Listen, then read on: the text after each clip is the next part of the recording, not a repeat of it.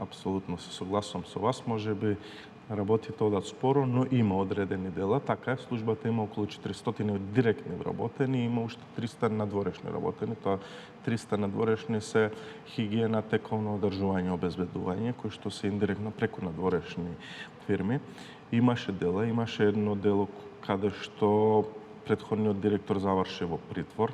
Не знам дали се уште е во притвор или е излезен, но имаше дела кои што му се водат од страна на финансова полиција.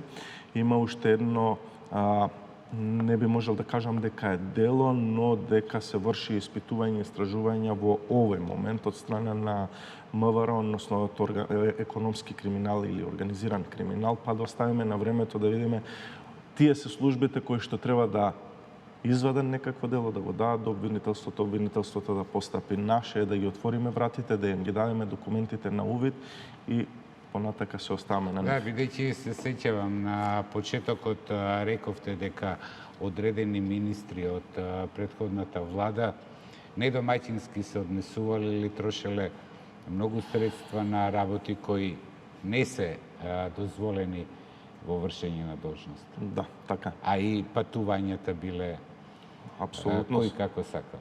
Точно. Тука прв пример ни е Маричич. Секој дневно го слушам. Најголемиот потрошувач. Да, но нема ништо